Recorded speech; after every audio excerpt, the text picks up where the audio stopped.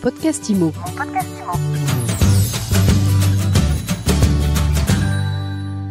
Bonjour et bienvenue dans ce nouvel épisode de mon podcast IMO, le podcast de My Sweet IMO. Je suis Ariane Artignan et tous les jours je reçois celles et ceux qui font l'immobilier, celles et ceux qui nous font du bien. Et aujourd'hui, j'ai le plaisir de recevoir Sébastien Kuperfis. Bonjour. Bonjour Ariane. Sébastien, vous êtes président du groupe Juno. Tout a démarré par une aventure familiale. C'est exact, c'est une société 100% familiale.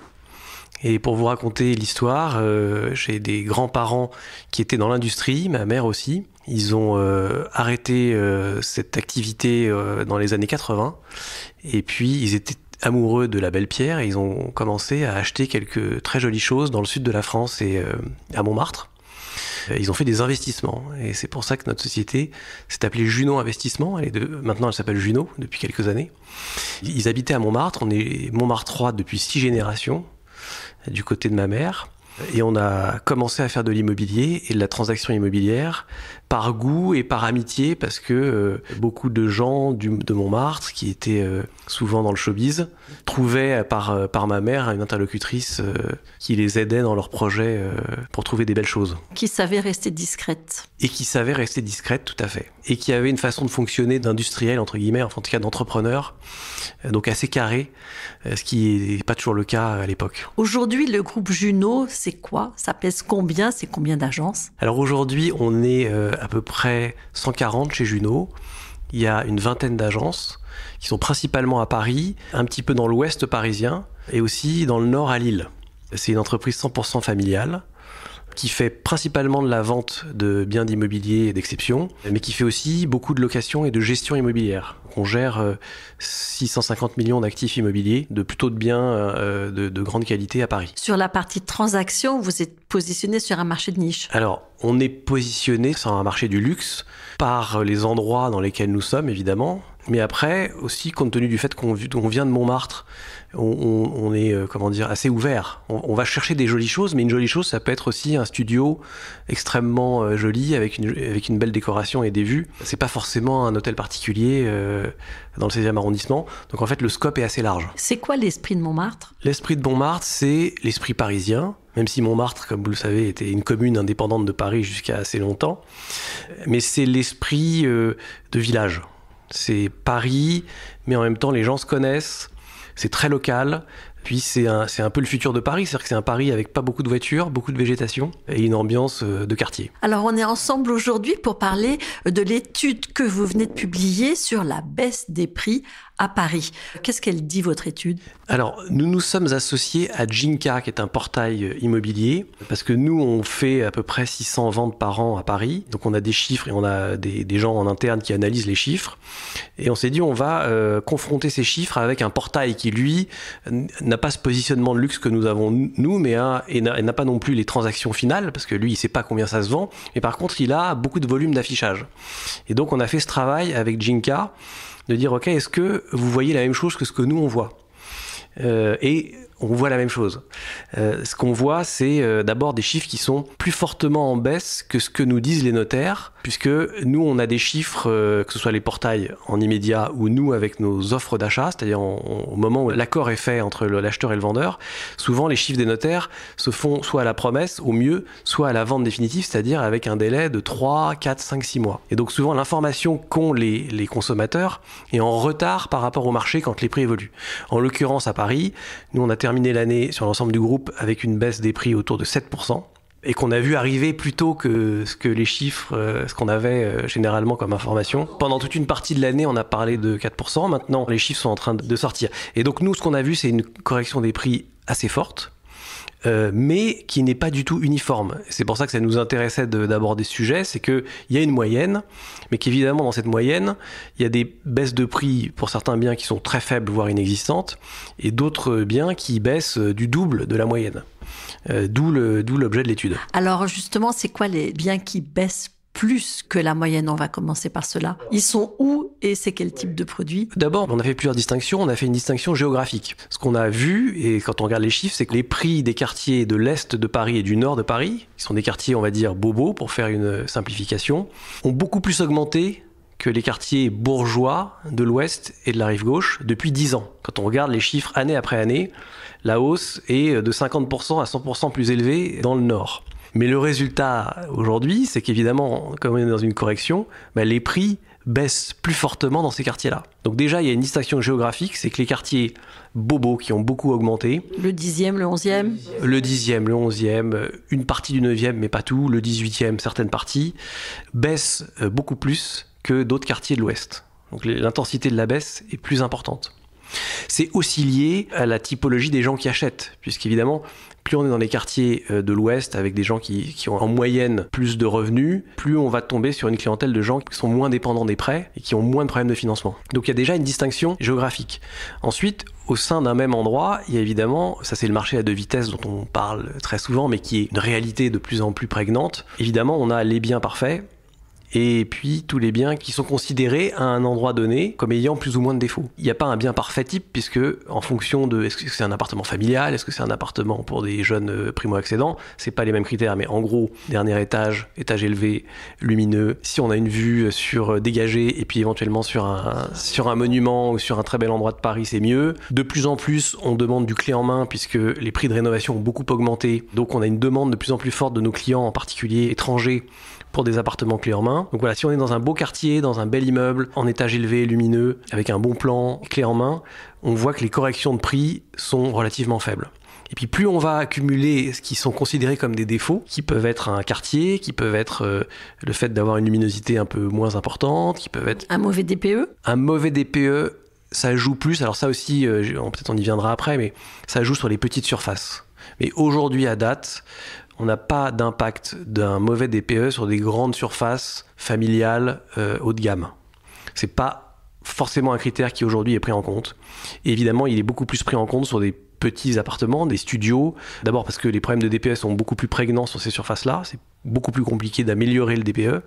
Et puis parce que souvent, c'est des produits d'investissement. Et donc, ça a un impact sur la possibilité de le louer à terme. Votre étude, elle revient aussi sur l'impact de l'étage, sur le prix. Et ça, il y a des chiffres très intéressants. J'ai des chiffres assez précis sur le sujet, puisque en effet, on voit que, nous, on a appelé ça le prix du ciel. Oui, alors le prix du ciel, on peut l'entendre de plusieurs façons. Oui, non, mais c'est... Alors... Le ciel coûte cher. Le ciel coûte cher, mais ce qu'on a constaté, c'est que il peut coûter cher dans un sens ou dans un autre. On a comparé nos chiffres de 2022 et 2023, et on a constaté qu'en 2023, les derniers étages sans ascenseur, ce qui est donc considéré comme un défaut dans pas mal de cas, alors plus c'est petit, plus l'appartement est petit, moins c'est un défaut, plus il est gros, plus il est familial, plus c'est un défaut. Mais bref, en moyenne, on a vendu 15% moins cher ces appartements-là en 2023 qu'en 2022. Donc c'est quand même un impact assez important. Alors que si on était en dernier étage avec ascenseur, on n'est que, entre guillemets, à moins 3,6%. De la même façon, les étages élevés, les troisième étages et plus, ont quasiment pas bougé. On est à moins 1,7%, c'est-à-dire que le prix est presque stable. Par contre, les rez-de-chaussée premier, deuxième, on est à moins 5,8%. Et la baisse est 2 fois plus importante pour les étages bas par rapport aux étages élevés. Donc ça, c'est intéressant. Sébastien Kuperfis, vous êtes tenu par une clause de confidentialité sur les biens les plus luxueux que vous vendez, mais vous pouvez nous en parler un petit peu quand même ? Oui, alors c'est vrai qu'on a une partie de Juno qui s'appelle Juno Fine Properties Knight Frank, qui est dédiée aux biens, ce qu'on appelle d'exception, et du coup à une clientèle assez internationale.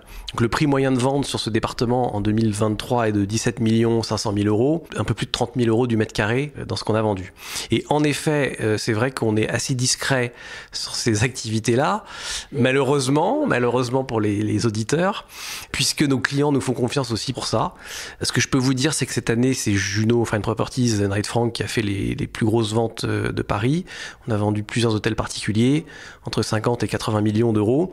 Alors, je peux pas vous en parler plus spécifiquement, je peux vous donner un espèce de portrait robot. Ouais, faites-nous rêver quand même un peu. Un portrait robot de ce qu'achètent, on peut le dire, les ultra riches, qui ont acheté les plus belles propriétés que nous leur avons vendues cette année à Paris. Ils achètent des hôtels particuliers. Ils achètent soit la rive gauche, 6e, 7e, soit le Triangle d'Or et le quartier de l'avenue Foch, qui restent des endroits extrêmement, pas forcément recherchés par les Parisiens, mais très recherchés par certains étrangers. Les clients étrangers sont 65% sur ce marché-là pour nous, beaucoup d'Américains et de plus en plus d'Asiatiques. On a des Chinois, du mainland, on a des Taïwanais, qui ont des recherches assez différentes d'ailleurs. Ce qu'ils veulent, donc, c'est un hôtel particulier. Là, on est dans des surfaces autour de 1000 mètres carrés, avec plusieurs dizaines de pièces, avec des biens qui sont rénovés par des architectes assez connus, qui ont des jardins, qui ont des vues la plupart du temps sur des monuments, et qui ont la caractéristique commune d'avoir des éléments anciens. Cette clientèle-là, qu'elle soit française ou pas, achète un morceau d'histoire à Paris.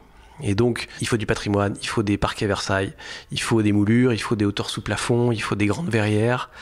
Et même si derrière on va rénover et qu'on va mettre des choses extrêmement contemporaines, très confortables, comme du chauffage au sol, comme de la climatisation, on veut que l'environnement soit Paris. Les archis qui ont la cote, c'est qui ? Je ne veux pas donner de nom parce que vous les connaissez, je ne veux pas donner de nom.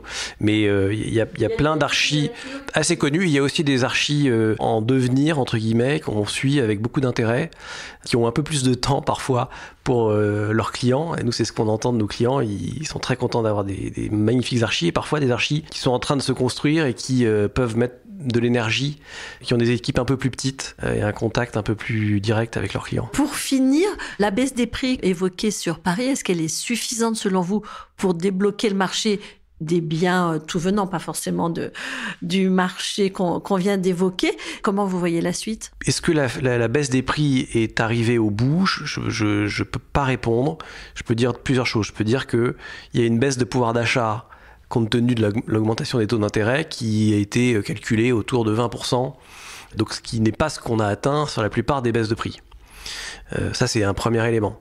Le deuxième élément, c'est que ça va dépendre de l'évolution de ces mêmes taux d'intérêt, puisqu'on entend que les banques centrales sont en train de stabiliser ces taux et qu'il y a des perspectives de baisse des taux d'intérêt. Pour l'instant, les banques centrales européennes et américaines ont stabilisé leurs taux, ils n'ont pas baissé, mais en tout cas, il y a des perspectives de baisse. Donc, on peut imaginer que si les taux se baissent un petit peu, on soit arrivé au bout de la correction.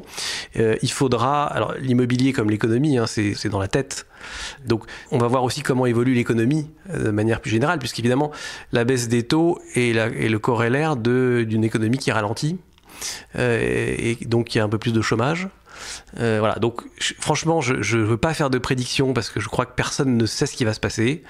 Si je devais faire un pari, je dirais qu'il y aura encore une correction sur les biens dont on a parlé qui ne sont pas parfaits et que probablement que les biens les plus qualitatifs sont peut-être arrivés dans certains endroits à la correction qui permet de fluidifier le marché. D'ailleurs, on voit très clairement que dans les arrondissements où les prix ont baissé, les volumes sont restés stables, alors que dans les arrondissements où les prix n'ont pas baissé, les volumes ont eu tendance à se réduire. Donc il y a une corrélation assez directe entre baisse des prix et volume des ventes. Bon, et pour finir, qu'est-ce qu'on se dit, qu'est-ce que vous donnez comme conseil aux acquéreurs dans un marché baissier? Est-ce qu'on y va quand même? Est-ce qu'on ose se lancer? Après, votre clientèle, elle n'a pas forcément besoin d'emprunter beaucoup. 75% de nos acquéreurs depuis 3 mois achètent comptant, sans faire de prêt.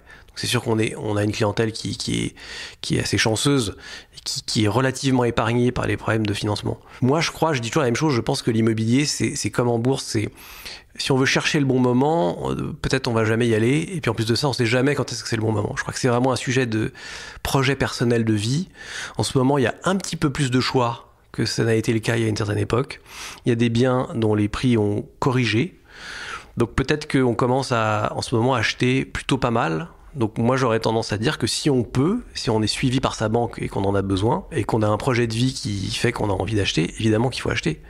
Et puis on sait que c'est un très bon investissement, on sait que malheureusement on n'aura peut-être pas les niveaux de retraite dans quelques années, les mêmes niveaux qu'aujourd'hui.